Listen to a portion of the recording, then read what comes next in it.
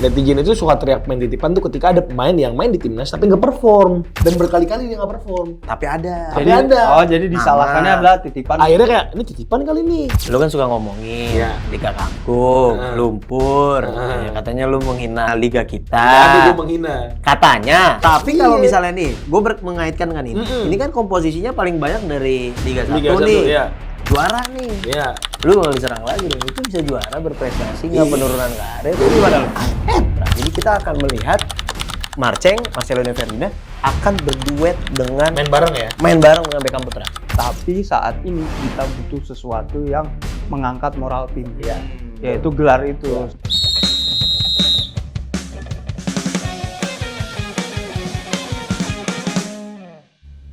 Selamat datang di Tiki Taka, ngobrol bola pakai nalar. Nah, bersama Saudara Eski yang biasa kita lihat di duel. Yoi. Anjay. Selamat datang Eski.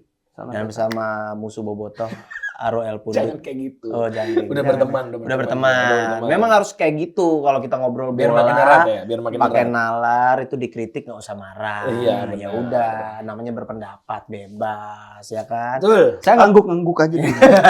Takut kena dampak dari dia. Saya juga sering terdampak dari Bapak baju Thailand ini. Ya ngobrol bola pakai nalar. Itu Yoi. yang benar, Pak. Jadi Betul. bukan gosip, bukan gibah, apalagi nyenggol orang. Oh. Nggak baik ya Bukan, nyenggol-nyenggol itu ya. nggak baik nyenggol-nyenggol. Oke. Benar. Tapi kita nggak akan nyenggol siapa-siapa. Tapi kita mungkin sedikit, bukan nyenggol lah, nyolek John Hartman. Oke. Karena sampai hari ini di tapping nih belum ada. Ini ada apa sih, squadnya. Bang? Hari Kamis malam. Kami jam setengah 6 sore ya. Setengah 6 sore, Oke. kita tayangnya di hari Jumat nih belum ada. Hmm. Tapi mungkin nama-nama itu udah berseliweran karena ngelihat pertandingan kemarin TC di Bali Ya. lawan Dewa United. Bali, lawan Bali. Bali United. Pulaunya Itu- emang Pulau Dewa. Pulau Dewata, maksudnya mau ikut. Terima kasih Sapuan ya, kawan. Itu 3-0 Yoi. gitu loh. Jadi nama-nama itu mungkin diprediksi bakal ada di Yoi. skuadnya John Hartman. Ya. Nah, gue ingin memulai pertanyaan untuk dua orang tamu gue ini Oke. adalah kalau komposisinya kan nih banyak tim Liga 1 nih. Ya. Kalau Liga 1 bukan Liga Ang ya. Ya. Itu banyak. Liga Ang. Liga Ang ini banyak ya. Banyak. Nah, pertanyaannya mungkin nggak sih ada yang ini nih pemain gue dong dari klub gitu biar ada pemain gue Maksudnya berlabel apa? timnas. Maksudnya apa nih? Titipan gitu. Bukan nitip, mempromosikan. Ah. Beda. Kalau dititip kan keharusan. Iya. Kalau ini tuh kayak ya udah pemain gue dah gitu. Masukin boleh nggak? Gitu. Kayaknya Ada nggak sih kayak kalau gitu? asumsinya kayak gitu, itu kan pemain yang at least yang line up di lawan Bali kan kemarin sempat uji coba lawan Bali, Ya. tapi tertutup kan, jadi nggak bisa Ya. dilihat. Cuma kan ada foto line up itu, Hmm. itu kan pemain yang emang udah reguler semua. Betul. Oke. Udah, maksudnya udah bukan pemain yang baru main di timnas gitu. Udah reguler mau di kelompok umur ataupun senior Hmm. gitu. Cuma kalau misalnya apakah ada tim ataupun pelatih dari tim yang kayak gitu, Hmm. ya mungkin aja ada. Dan menurut gue itu sebenarnya sah saja karena gini bang, pelatih timnas itu apalagi kan Herman kan baru ya, dia kan butuh knowledge soal national pool, soal pemain-pemain yang emang nggak punya di radar nih. Nah ketika dia nonton, dia pasti akan komunikasi dengan pelatih kan. Nanya tuh Nanya. rapotnya. Iya, ini dia gimana, dia kelebihan apa, kurangnya apa. Pelatih itu pasti akan ngomong tentang tanda kutip ya, ngerekomendasiin. Urusan dipanggil atau enggak kan tergantung Herman ya sebenarnya. Oke. Betul. Kalau dia emang, gue butuh nih main ini nih. Contoh zaman Sintayong Malik Rizaldi deh. Oke. Malik Rizaldi itu kan sebelum dipanggil sama Sintayong dia itu di liga lagi bagus-bagusnya nih. Ya. Dan di saat itu si Malik ini banyak supporter dan juga pelatih dari timnya di saat itu Madura kalau nggak salah waktu itu ya si Malik ya. Itu dia bilang kayak dicoba nih si Malik. Nah, mungkin Sintayong dia ngobrol sama Pak Sumarjo waktu itu, nanya soal Malik, akhirnya dipanggil. Oke. Dan starter lawan Bahrain yang 2 sama. Nah, Rizky Menurut gue sih sah-sah aja. sah-sah aja. Hmm. Menurut lu gimana tuh? Ada nggak sih? Asal nggak dipaksa komunikasi? ya. Jadi N-nya, ini Iya. adalah N-nya ada tetap di John Herman. Betul. Karena kita berada di lingkungan yang seperti itu, kecurigaan seperti ini tuh muncul selalu. Ya. Jadi wajar ada kecurigaan itu juga wajar ya? Wajar. Ya, karena kita berada di lingkungan yang seperti itu, kecurigaan-kecurigaan seperti itu. Tapi narasi ini harus kuat ketika kita mempertanyakan ini ada nggak sih? Ini tuh dari mana? Karena skuad yang dipanggil sekarang itu banyak nama-nama yang nama-nama lama. Iya. Even Wahyu Pras mungkin bukan nama yang reguler berada di timnas, tapi dia Pernah. muka lama, Iya. gitu loh. Dan dia punya pengalaman. Jadi beberapa nama yang dipanggil ini adalah pemain-pemain yang punya pengalaman justru di timnas. Yang menurut saya untuk ada kecurigaan ke sana tidak menjadi landasan gitu. Seperti yang dibilang Bung Arul tadi. Bung lagi. Ini formal banget ya. Ini biar keren. Saya di kayak dipanggil ini. total politik. Karena kita Total kan pakai politik. nalar. Benar. Tapi ya, kenapa gue bilang nih? Kenapa gue bisa bilang ini tuh belum ada kecurigaan kuat ke sana? Karena itu tadi satu yang tadi dibilang Arul itu adalah match report yang sebelum-sebelumnya. Pemain-pemain yang bisa gue pakai apa? Biasanya pelatih datang itu dia minta yang namanya rekomendasi player, match reportnya, siapa yang bagus di tim-tim utama. Terus juga kan ada beberapa nama, jangan lupa juga ada beberapa nama juga yang kayaknya nggak dilepas nih sama klubnya. Jadi mungkin nama-nama lain itu muncul. Jadi kecurigaan itu gue rasa kita tutup dulu. Karena landasannya kurang kuat. Jadi kita percaya bahwa skuad yang akan dibawa John Hartman ini adalah skuad terbaik. Yes. Yang M-nya memang berdasarkan strategi yang akan dia pakai. Betul. Dan biasanya kan berdasarkan titipan. Biasanya gini Bang, tapi soal titipan ini ya, netizen itu suka teriak main titipan tuh ketika ada pemain yang main di timnas tapi nggak perform. Dan berkali-kali dia nggak perform. Tapi ada. Tapi ada. Oh, jadi disalahkannya adalah titipan. Akhirnya kayak, ini titipan kali nih. Gitu. Sebenarnya kan urusan titipan atau enggak kan rekomendasi player ya. Itu kan sebenarnya sah-sah aja. Asal pemainnya itu memang fit dan pelatihnya oke. Dan ketika dikasih main, perform. Karena menurut gua ya, mungkin aja nih, ketika dia berlabel timnas, harga secara promosi, market value itu akan naik dan berguna banget nih buat bisnis industrinya si klub gitu. Kalau menurut gua, apalagi untuk klub-klub yang misalnya papan tengah atau papan bawah, dan itu tuh sangat bermanfaat lah kalau dia pernah bermain punya caps apalagi di timnas. Iya, memang betul. Tapi balik lagi, ketika jadi gini, serba salah sebenarnya. Ketika pemain terlalu diandalkan, pemain ini dianggap punya power. Tapi ketika pemain ini baru dipanggil dan kayaknya nggak punya kapasitas, pemain ini sepertinya titipan. Anggapan-anggapan itu selalu ada. Cuman bisa dibuktikan dari apa? Performance. Ya udah. Selama dia perform dan buat timnas bagus, masyarakat sah-sah aja pasti. Oke. Ini menarik. Tapi kalau kita ngomongin tadi dibilang dua teman gue ini adalah bahwa John Hartman ini memang pakai yang berlabel timnas. Karena rata-rata semua yang datang udah ini pernah berpengalaman maupun itu di eranya Kluivert ataupun di eranya STY gitu ya. Nah, pertanyaan gue selanjutnya. Kalau kita ngomongin sebelum-sebelumnya, kayaknya nih menurut prediksi gue, Hartman itu akan menggunakan kalau lagi bertahan 5-4-1. Kalau lagi menyerang 3-4-3. Sependek pengetahuan gue tentang formasi. Nah, lu setuju nggak? Karena gue lihat nih kayak waktu di Oman Mozambik lah ya, itu kayaknya gitu tuh strateginya.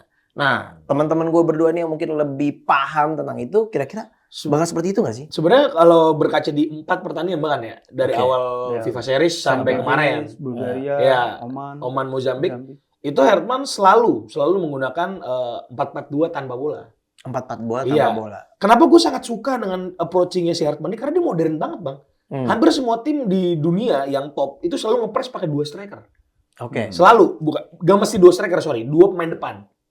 Selalu Argentina ngelakuin itu. Spanyol ngelakuin itu. Jadi nge-press dengan 2 pemain depan. Tujuannya apa? Buat ngunci dari kiper untuk bisa passing ke 2 center back. Tujuannya itu. Jadi kan bola nggak di belakang lagi, akan datang ke depan karena supaya bolanya di long ball. Oh. Sekarang hampir semua tim yang apa ya, tim modern itu ngelakuin hal kayak gitu. Oke. Gue udah nggak pernah ngeliat tim yang nggak main defense tinggi nge-press tuh udah nggak ada. Istilah katanya jadi trap gitu. Jadi trap. Nah, apa yang dilakuin sama Hartman ke timnas Indonesia tuh kayak gitu. Jadi ketika kita tanpa bola kita 4-4-2, tapi ketika kita dengan bola kita 3-4-2-1. Itu yang gue lihat sih. Gimana? Gue melihatnya berbeda. Karena gue melihatnya masih 5-4-1 dan 3-4-3. Oke. Mungkin tadi yang dikatakan Arul itu sebenarnya ada benernya ketika beberapa tim melakukan pressing 2 striker untuk memenangkan jumlah ketika ngepress. Kayak Arsenal waktu itu, Manchester City juga menambahkan jumlah untuk ngepress Arsenal ketika build up. Jadi itu oke, tapi yang gue lihat di sini Hartman juga menyesuaikan. Mencoba untuk 5-4-1 ketika defense, 3-4-3 ketika menyerang, bahkan 3-2-5 ketika menyerang. Iya. Sempat dia gunain itu. Jadi perubahan-perubahan ini adalah fleksibilitas tergantung siapa lawannya. Oke. Bahkan Hetman itu udah bilang, kita itu udah kumpul dari bulan Mei, kita itu bisa melakukan pendekatan dan fleksibilitas taktik yang berbeda. Ketika kita melakukan pemusatan latihan, pertandingan uji coba di bulan Juni, itu belum tentu di Piala AFF nanti gue pakai pendekatan yang sama. Jadi sangat sangat cair ya, artinya bergantung pada lawan. Iya. Lawan dan komposisi main. Benar. Waktu Kondisi pemain. FMD kemarin kan pemainnya sama sekarang beda bang. Fleksibel, Iya. dia fleksibel. Iya. Jadi dia akan memanfaatkan si pemain yang memang tepat untuk di situ ya. Iya. Dan ini bakal jadi pembuktian karena Hertan baru bikin statement baru. Mm-mm. Pemain-pemain yang bermain di Super League di liga lokal ini harus membuktikan diri di AFF ini. Karena ini adalah rangkaian persiapan timnas Indonesia untuk ke Piala Asia Januari.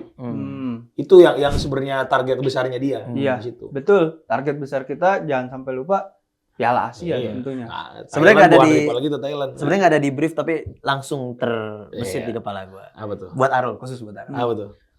Lu kan suka ngomongin Iya. Liga Kangkung, lumpur, ya, katanya lu menghina. Basara. Iya, menghina liga kita. Nggak ada gue menghina. Katanya. Itu Kata statement itu keluar kalau ada kasus-kasus yang emang kocak-kocak Iya. bang. Nah. Contoh nih Liga Romusa. Iya. Mas main gak digaji bang? Iya, Sampai gak bener. bisa bayar listrik. Gak jahat anjir. Iya bener, tanam paksa. Tapi kalau misalnya nih, gue mengaitkan kan ini. Ini kan komposisinya paling banyak dari Liga 1 Liga 1, nih. iya. Juara nih. Iya. Lu kalau diserang lagi dong, itu bisa juara berprestasi, nggak Iya. penurunan karir. Ya Gimana iya. lu? AFF. Wah. Tapi nggak pernah juara loh kita FF. Ya iya. Lu Kan komposisi mainnya beda sekarang. Lu lihat. Oh iya. Ada Tom Haye, ada Jordi, ada Eliano Berarti Renders. nggak terjadi penurunan karir dong. Sekarang. Ini mau bahasin lagi nih. Gue tipis. Tapi gue mau lanjut aja. Capek. Capek. Ya udah. Tapi lu ada kepikiran itu ya, tadi nggak masalah. Yang penting intinya adalah timnas kita berprestasi. Iya, betul. Jadi oke. Juara, Nanti mungkin juara ada adalah prestasi. akan kita lanjutkan di episode Boleh. lain. Gue terbesit aja tadi. Bahaya sih ya bang. Iya. Nah, kita ngomongin nama-nama yang emang udah beredar nih. Nama-nama yang beredar. Gue mulai dari kiper. Kiper itu ada Nadio nih. Iya. Nadio yang baru aja diresmiin sama Persija. Persija. Lalu ada Lu di Jack ya? Enggak, gue gini Enggak. aja. Enggak, Gini bahaya. aja. Bahaya. Kan kalau lagi ngomong Persija. Pinggir juang terus. Iya. Wah, ada nih. Terus ada Cahaya Supriyadi. Ya. Oke. Sama Muhammad Riyadi. Riyandi. Nah, Nah, Teja ada 4. nah, pertanyaan gue itu, Teja gimana? Teja, menurut kalian nih, Teja akan ada di 3, kan biasanya bawa kiper 3 nih. Iya. Apa akan masuk nggak gitu di 3 ini? Gua dulu apa gitu. PSG dulu? Tapi kalau menurut gue, Persib. sebelum itu gue mau disclaimer dulu bahwa kayak kemungkinan menurut gue Iya. Oke. di dalam opini saya, Iya. keyakinan saya, Iya. Dio yang bakal jadi Starter. starter, Kiper kiper utama. Oke. Nah, pertanyaannya, mungkin nggak sih Teja jadi cadangannya Nadio misalnya? Oke. Gimana? Kalau menurut gue sih gue setuju bang, Nadio bakal jadi kiper utama. Ya, Karena Nadio itu sekarang adalah kiper Indonesia berdarah Indonesia yang tepat berada di bawah Emil dan juga Martin Pas secara kualitas. Hernando sekarang udah flop. Oke.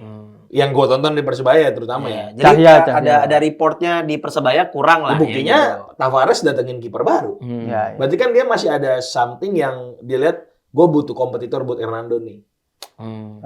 Tapi Persija juga datengin Akil Safik, sementara dia datengin Nadio. Iya, berarti kan enggak sebenarnya kan kalau karena Persija bohong semua kipernya. Si Eduardo cabut sama ini paling baru Margono nih di loan. Sirius Margono ya. Di luar mana tuh dia? Enggak tahu gue belum baca. Adri Tani perpanjang. Perpanjang, tapi kan itu Andri Tani kan sebagai apa ya jatuhnya ya? Abang-abangan. Iya, mentor. Iya. Abang-abangan. Nadio ini kan kemarin kiper terbaik di liga kan. Terus punya rasio penyelamatan dengan kegolan itu jauh ya bedanya. Ya. Teja kemarin adalah kiper dan clean sheet terbanyak. 18. 18 clean 18 sheet, clean sheet. rekor di Liga Indonesia. Rekor. Gak mungkin, menurut gue ya, gak mungkin Teja dicoret sih. Harusnya. Jadi Tapi akan kalau ada- untuk jadi kiper utama, 50-50. 60-40 deh. Oke, jadi mungkin menurut lu kiper utamanya Nadio. Tetap Nadio. Kiper keduanya akan ada Teja. Ya. Kiper ketiganya menurut lu? Cahaya. Cahaya Supriyadi. Oke. Kalau Eski? Kalau gue ya, kalau misalnya pelatih John Herdman mau menampilkan kiper yang berbeda, terus mau ngasih pengalaman ke yang muda, Teja mungkin aja dicoret karena usianya kan udah 32. Iya. Terus untuk jadi tua. kiper utama juga pesaingnya adalah Nadeo itu menang di pengalaman, menang di AFF, dia udah pernah jam terbangnya, dan juga dia juga shot stopper yang bagus ya, dia jago adu penalti. Jadi sangat mungkin untuk Teja dicoret karena Muhammad Riyandi juga menawarkan sesuatu yang berbeda karena jumlah umpan passingnya tuh lumayan tinggi lah 40 berapa kali. Siapa? Muhammad Riyandi. Ya. Cukup suka dengan sepak bola gaya bermain modern sebagai Build up kiper. Iya, Sweeper build play. gitu ya. Dan itu pernah dia pengalaman. Indra Safri pun mengatakan itu. Ya. Jadi gua rasa Riyandi ini menawarkan sesuatu yang berbeda. Tapi tentu kita nggak bisa meninggalkan pengalaman-pengalaman yang dilakukan Teja. Dan Riyandi pun disukan mau ke Persib, soalnya memang secara kualitas masih Teja di atas. Tapi balik lagi, apa nih yang diinginkan oleh si John Herdman? Apakah mau ngasih jam terbang ke Riyandi misalnya jadi squad player, atau mau memberikan sesuatu yang berbeda, ngasih kesempatan Riyandi, Teja ditinggalkan karena usia tadi. Kalau kualitas mungkin Teja masih di atas. Tapi cara main, gaya main Riyandi agak sedikit berbeda dengan Teja. Mungkin kalau mau ngasih jam terbang di saat pertandingan yang nggak begitu krusial. Karena ada 4 match kan. Ada 4 match yang 3 mungkin 2 kali ya lawannya nggak bisa di Timor Leste lah. Ya Timor Leste Leste. gitu. Ya, misalnya kayak di atas kertas kita bisa lah nih ambil Dikasih cahaya gitu. biar dikasih main. cahaya untuk dikasih itu. Jadi itu Iya. penting juga untuk ngasih Betul, kan pengalaman ya. dia ikut lihat atmosfernya apa tuh kan berbeda gitu loh. Jadi kalau Bang Eski, Teja dicoret berarti? Mungkin gue bisa bilang mungkin dia dicoret. Bisa jadi dia dicoret. Nggak suka pemain Persib. Oh enggak. Nggak suka Ini bukan debat nih, biasa. Saya di konten ada ya Nggak suka bahas pemain Persib. Persib. Saya bilang kiper saya Teja.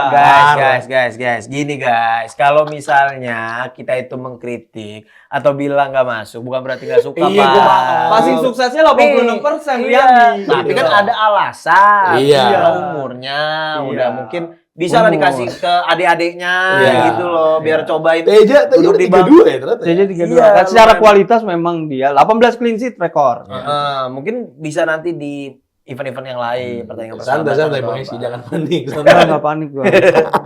Oke, kita lanjut nih. Tenang. Kalau tadi kita udah ngomongin kiper, gue pingin maju sedikit ke depan. Ya. Menurut gue left back, ya udahlah Donitri lah ya. Left back tuh Donitri. Lalu di kanan, kalau menurut gue, keyakinan gue bakal Sandy Walsh. Ya. Walaupun tadi gue lihat Dia kita jadi ngobrol back. di belakang jadi Back tengah. back tengah kanan. Ya. Tapi menurut gue akan ditaruh bisa aja Sandy Walsh nih di back kanan. Nah, kalau itu kalian gimana ngelihatnya? 3 center back ini siapa nih? Kan Herdman ini kan butuh fleksibilitas formasi ya. Pada saat kita tanpa bola dan dengan bola kan. Iya. Makanya dia butuh pemain yang benar-benar terutama di kiri harus pemain gaya kiri, di kanan pemain gaya kanan. Oh gitu. Harus begitu dia. Hmm. Dia susah banget kalau misalnya nggak ngelakuin kayak gitu karena apalagi kalau ketemu tim yang levelnya tinggi ya, lu akan di-press dan gampang banget kena itu di situ. Kemarin lawan Bali dia pakai 3 center back-nya itu, Patinama di kiri, Patinama kiri, Rido di tengah, Rido Walsh di di bawah. kanan. Walsh di kanan. Yang main di wingback kirinya Doni, kanannya Iliano. Kakang ada nggak sih Kakang di cadangan? Kayaknya nggak ada deh. Gua kan kita Lupa. itu kan close Itu pertandingan tertutup. Iya. Pertandingan tertutup. Masalahnya kan kemarin yang penting Kakang ada di list. ada di 50 itu ada. Iya, ada. 50 orang itu ada. Dan Kakang tuh kan Ya, sejatinya 29 bahkan. Iya. 29 itu Oh, ada. Ada kan dan Kakang. Kakang itu kan ada. itu kan bukan wingback Bang, tapi dia kan fullback. Hmm. Dia lebih cocok kalau misal di formasi 3 tadi dia di back tengah kanannya, Iya. bukan di wingback. Ya berarti Tapi kalau secara fisik enggak masih bagus Wahyu Pras kalau lo mau. Oh enggak, maksudnya kalau misalnya lu suruh Back milih tengah nih, gitu. mau naruh Kakang di mana dengan oke. pattern Herdman, Nah, tempatnya Walsh, di tempatnya Walsh. back tengah kanan di Mungkin Herdman. di itu Walsh ditaruh di sebelah kanannya wingback misalnya. Bisa jadi. Kakang di situ. Oke. Bisa jadi. Terus kalau yang Wahyu Pras tadi gimana Wahyu Pras? Menurut gua Wahyu Pras mungkin aja untuk jadi back tengah gitu loh. Yang Untuk bagian tengah berarti. Bagian tengah Oh gitu. iya, bisa. Tapi kalau misalnya untuk sayapnya kayaknya lebih memungkinkan adalah wingback murni yang biasa diturunkan oleh kayak Eliano, Iya, yang punya Kayak- work rate, yang punya kayak akselerasi. tadi Donitri, yang memang tugas mereka adalah menyisir touchline gitu loh. Nyisir biar rapi. Iya, karena 3 wingernya itu kan biasanya dia akan ke tengah. Jadi Invert. menopang strikernya Iya. satu gitu. Tapi kita udah nggak mendebat dari kiri ya. Kalau kiri Donitri itu udah auto lah. Pesaingnya dia kan Arhan.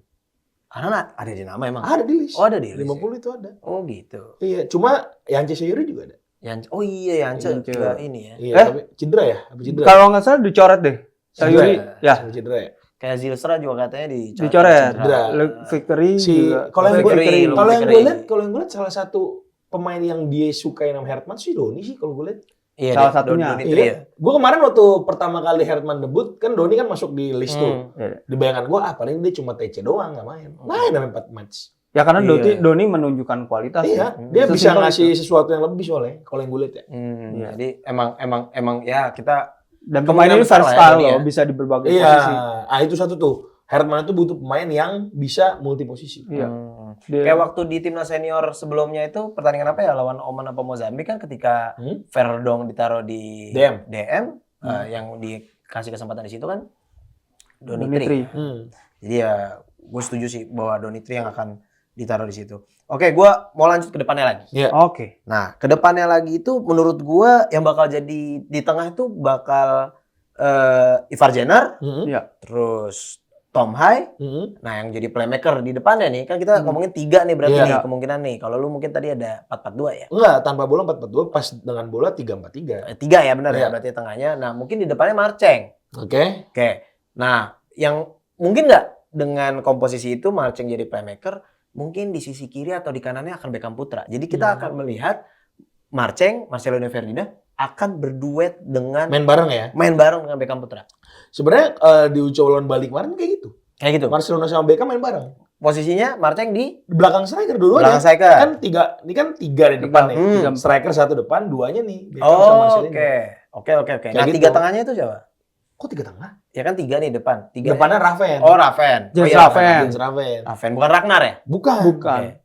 Nah, terus DM-nya si Tom Hai sama Mark Locke kemarin Oh, Marco. di lawan Bali. DM yang gaya mainnya sama sebenarnya. Iya, enggak sih sebenarnya Mark Locke kan lebih destroyer, Bang.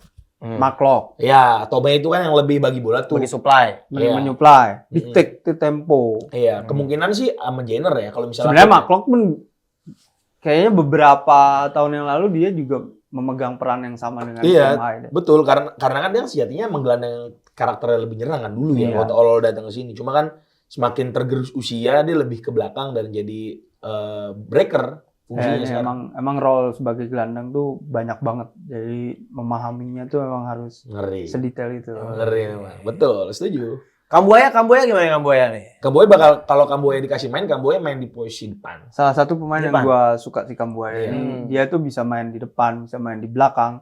Kita inget Piala AFF 2024 ya, yang dia muncul 21. 21 ya, yang dia muncul itu kan dia sebagai fighter Ya. di tengah ya. Kambuaya ini memang salah satu pemain yang sekarang nih bisa gue bilang punya intelijen gitu. Dia bisa memahami ruang-ruang tertentu. Ya, setuju. Bagaimana dia memanfaatkan ruang-ruang tersebut. Jadi kalau meninggalkan Kambuaya tidak dimainkan juga sebenarnya sangat disayangkan. Kita ingat waktu era Patrick Kluivert juga ya, Yang dia Kambuaya yang dipanggil keren dan banget dia gitu. Iya. punya nama gitu. Jadi gue suka kalau misalnya John Hartman berani atau mau mencoba Kambuaya dipasang di tengah. Oke, Gitu. oke. Mungkin andaikan dia bukan bukan pemain inti, mungkin bisa jadi Masuk di list. di list ya Iya. sebagai Iya. substitution. Karena ini adalah turnamen ajang di mana pemain-pemain yang emang jarang dapat menit main di FMD bersinar. Hmm. Inilah tempatnya buat Iya, iya. nyari perhatian si Hartman. Karena kan lu untuk masuk di tim utama timnas Indonesia di yang untuk FMD gitu ya, terutama buat Piala Asia dan kualifikasi Piala Dunia, itu berat sekarang. Karena lu pesaing main Serie A, main Bundesliga, Eredivisie, lu harus Banyak pemain fight, abroad ya. harus fight banget, nggak bisa. Dan tadi juga kita ngebahas kalau yang pemain-pemain di kayak Thailand gitu-gitu kayak nggak sepenuhnya juga Ya, pemain obatnya. Thailand tuh nggak pakai pemain yang Pemain intinya Pemain banyak inti. yang nggak dibawa.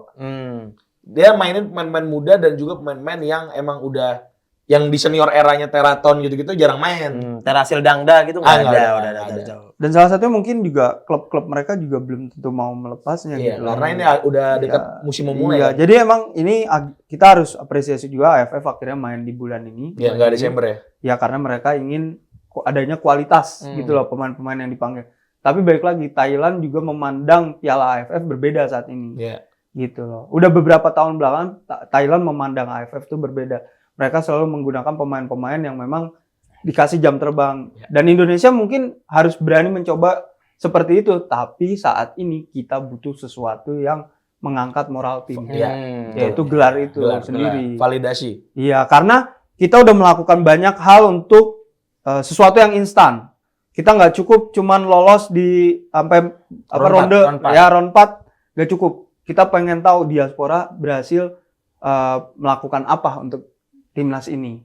Salah satunya adalah AFF yang udah kita rindukan gitu. Nah, salah satu nama mungkin yang orang sering bahas adalah Rafael Struijk. Ya. Rafael Struijk ini dulu termasuk sebagai pemain jagoan lah di eranya STI. El Klemer. Iya.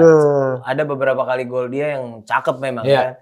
Di eranya John Hartman ini ada nih nama Rafael Struijk. Ada. Kan, Akhirnya dipanggil dia. Akhirnya dipanggil. Kira-kira bakal dapat kesempatan nggak di sini?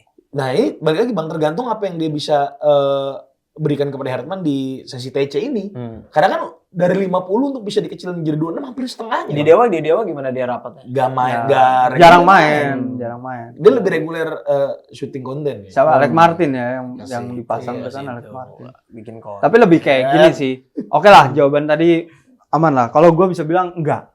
Enggak dapat kesempatan. Enggak dapat ya? Enggak dapat kesempatan. Dicoret atau ada tapi nggak dimainin? Kemungkinan dicoret. Walaupun secara taktikal disiplin dia punya. Tapi menurut gua ini pemain mungkin mengalami penurunan dari fitnessnya, dari lain-lainnya. Apalagi dia juga, gua rasa entahlah dia cocok atau enggak dengan atmosfer Indonesia nih. Maksudnya ketika dia stay di sini ya, itu tuh masih dipertanyakan juga. Bagaimana dia juga berkompetisi di sini. Jadi gua rasa Liga Indonesia itu punya quality ketika pemain-pemain abor juga di sini bersaing kembali gitu loh.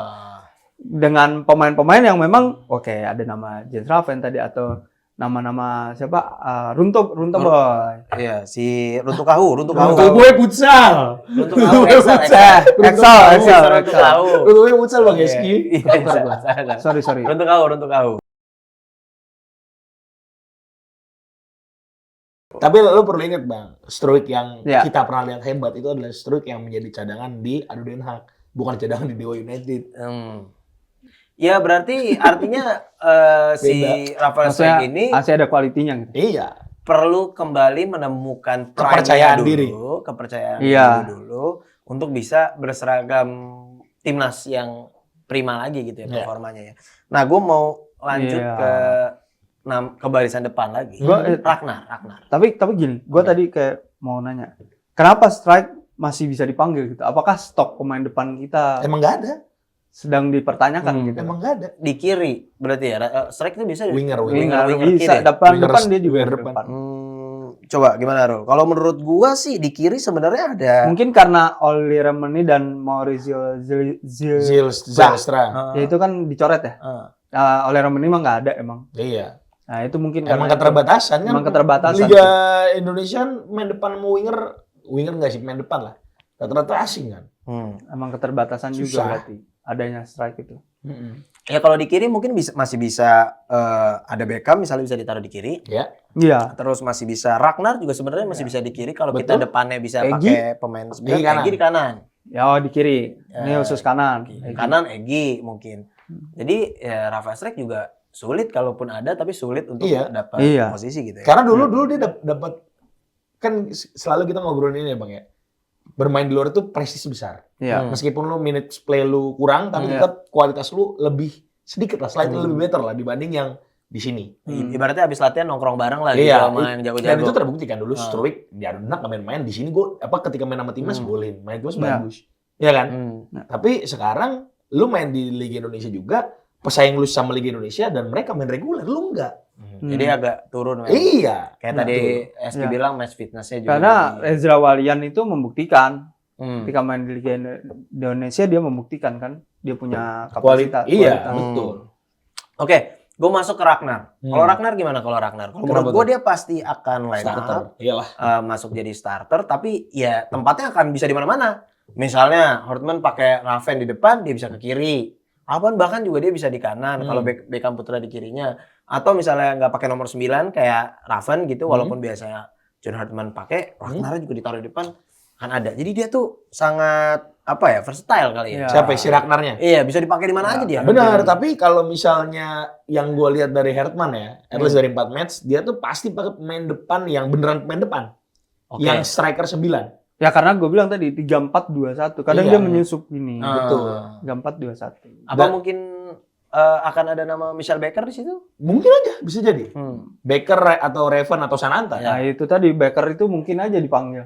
Iya, Sananta masih ada di list ya. Masih ada di list. Menarik. Jadi bener-bener pemain nomor 9 ini sangat dibutuhkan Hertman dan Ragnar itu kan sejati bukan pemain nomor 9. Dia tuh kayak tembok gitu nggak sih, dia butuh kayak pemain Iya, ada pemantulnya. tembok. Ragnar itu kan butuh apa ya? Butuh space untuk bisa Lari. entah dia Iya. dribbling dan itu terbukti di sama Kluivert dia main depan sendiri kan.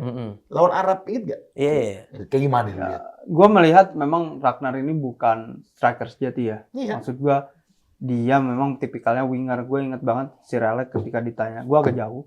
Ketika ditanya apakah Marcus Rashford itu seorang striker, dibilang bukan. Karena striker itu punya clinical finish yang bagus. Clinical finish yang bagus itu bisa dilatih dari decision making-nya. Dia tahu kapan dribble, dia tahu kapan shooting, dan shooting itu nggak perlu keras. Striker itu nggak perlu shot yang keras, tapi bagaimana dia menempatkan bola ke gawang. Iya. Ragnar ini kita inget banget di lawan Jepang ya. Oh waktu iya, itu gue inget tuh. Itu menurut gue adalah momen dimana gue menilai Ragnar sepertinya bukan seorang striker murni. Betul. Padahal kalau itu gol Dan itu- keadaan bisa berbeda. dan itu- Momen berubah. Iya, Itu momen kalau lu berubah. ingat itu kan momennya ada beberapa detik. Iya. Bukan benar-benar dia baru dapat bola langsung ditabrak back Jepang kan Iya. enggak. Dia Iya. dapat bola ada 3 detikan kali baru dia Iya. di-intercept. Iya, iya. Jadi gue melihat Ragnar ini mungkin memang base-nya adalah jadi seorang winger Winger. atau mendukung seorang Striker. striker depannya gitu. Setuju. Jadi Michel Baker bakal kemungkinan besar bakal dapat Harusnya tempat. iya, Harusnya iya. karena Entah dia masuk starting 11 ataupun cadangan dia akan bermain. dia masih muda, dia masih butuh kesempatan, dia harus ngerasain atmosfer kita. Apalagi ini kita akan bertarung di Piala Asia targetnya. Jadi Iya. kalau memang kita membutuhkan seorang striker, nothing tulus, dia boleh dicoba. Karena tingginya lumayan juga ya, 190-an. Iya. Nggak lumayan lagi tuh. Dia sekarang termasuk paling tinggi 196. Sekarang siapa sih? 196 dekat sama Yao Ming berarti. Dekat. Dekat sama Yao Ming. Siapa sih striker timnas kita yang kita rasa mencapai levelnya seperti kita sebut Bambang Pamungkas, Budi Sudarsono, yang kita lihat jarang. Yang klinikal ya. Iya. Klinikal kurang sih kayaknya sekarang. Paling Boas yang benar gitu ya Boas. Oleh Romani kan? oleh Romani. Oleh Romani yang paling Iya. dekat. Tapi di eranya John Hartman juga oleh perannya menurut gua Nggak striker-striker amat. Bener. Striker amat ya. Tapi dia bisa adapt ketika dia nyetak gol, dia cetak Iya. gol. Ketika dia harus jadi penyuplai. Iya, Waktu intinya dia gini supply Bang, ke Beckham ketika tim butuh oleh sebagai striker, dia bisa. Dia di bisa. situ. Kalau Ragnar ketika tim butuh dia jadi striker, dia nggak bisa. Lu lihatnya beda ini adalah dia mencetak gol ke gawang Australia, di kandang Australia dengan cara yang cukup bagus sebagai Iya. seorang striker Betul. one on one. Ragnar juga golin, tapi ada bola deflect ketika lawan Bahrain kan. Lawan Bahrain ya. Pertanyaan terakhir gue. Kalau gue nonton pertandingan timnas di eranya John Hartman itu titik sentral serangan itu tuh ada di Ole sebenarnya. Iya. Jadi Ole kadang-kadang dia bisa tadi benar ya, tiba-tiba dia dibutuhkan cetak gol dia bisa jadi di depan. Betul. Tiba-tiba dia di tengah dia bisa passing ke Beckham yang gol Beckham. Free roll. Cakep Iya. banget itu free roll ya. Dia keren, dia bisa link up, bisa finishing. Nah, Ole. pertanyaan gue adalah orang dengan gaya permainan seperti Ole, kalau di strateginya John Hartman, itu akan diisi siapa kira-kira? Oh, oke. Menarik. Menarik. Oke, Ini siapa? Menarik nih. Ragnar sebenarnya bisa, tapi Bisa. bukan berarti dia seorang finisher aja gitu. Dia bisa Ya, penyuplai ya juga. walaupun gini, kita lihat Rashford juga seorang striker ya. Tapi kualitas finishingnya mungkin tidak sebagus oleh Romani gitu. Mungkin nama Ragnar yang terbenak di kita Iya, sama awal-awal, juga. nama Ragnar. Ragnar, gitu. Kalau pemain yang bisa Sama ngisi Ragnar. posisi free roll dan striker ya Ragnar. Dan ada keterbatasan gue melihat gaya mainnya Michel Baker ya. Kalau Sananta udah pasti nggak mungkin. Sananta udah watcher asli. Dia tahu garis offside, dia itu berada di sisi itu Ya, kan. tipis-tipis di situ. Ya di belakang striker, di belakang back lawan lah biasanya. Terus kalau misalnya tadi nama-nama lainnya ada Egy mungkin. Egy mungkin. Karena Egy semakin kesini semakin belajar, semakin matang, semakin pendewasaan, dia paham kapan nyetak gol, dia paham kapan dia berbagi bola. Dan ini salah satu adalah hasil didikan dari Jan O itu ya. Bagaimana dia membentuk pemain itu menjadi sosok yang punya kualitas matcher. Ya. Gitu. Dan gue lihat Egy juga punya kualitas itu. Marcing Marcin itu sama kayak Beckham menurut gua. nggak bisa gantiin peran Oleh. Nggak bisa, karena kan Ole kan kita kalau ngomongin Ole kan dia harus bisa di 9-nya, Iya. bisa di 10-nya. Oke. Kayak gitu. Marceng bukan 9. Marceng nggak bisa di 9-nya. Oh. Marceng itu dia tuh nggak bisa dapat bola pertama, dia ngebelakangin gawang lawan. Harus langsung ngadepin. Kalau Ole itu masih bisa. Kayak gitu. Oh iya. Beratnya Menarik. di situ sih. Oke, menarik. Itu pertanyaan terakhir dari gua. Terima kasih dua sahabat-sahabat. Udah beres nih. Ini udah beres. Mantap, ya, mantap, Karena mantap. ini kita juga masih menanti nama-nama Yoi. line up yang sesungguhnya. Betul. Tapi optimis ya guys. Kita optimis. Harus bakal optimis. Mengangkat piala Ya. itu. Harus optimis. Nah, kita juga mau kasih tahu nih ke teman-teman Nalar bahwa kita setiap abis match AFF kita langsung akan tayang. Ya. Wih, Nah, oleh dua kelas teman-teman banget. saya ini. Yoi. Jadi tuntun, tungguin. Abis nonton pertandingannya, nanti beberapa jam kemudian Yoi. langsung di-upload di channel YouTube Nalar Nalar. TV. Yoi. Oke, jangan lupa subs, like, dan komen. Nah, sekarang juga ada hype namanya guys. Jadi tolong digeser terus klik-klik hype-nya. Biar kita FYP versi jadi kerjek. Kenapa begitu? Iya, Jangan tiba-tiba ya. nih. Salah. Ya gini lah Persija. Persija bagus. Oke, keren. Gitu. Jadi semoga kita FYP lah di Amin. di mana namanya di YouTube. Yoi. Gitu. Let's go. Sampai jumpa di episode selanjutnya. Bye-bye. Bye.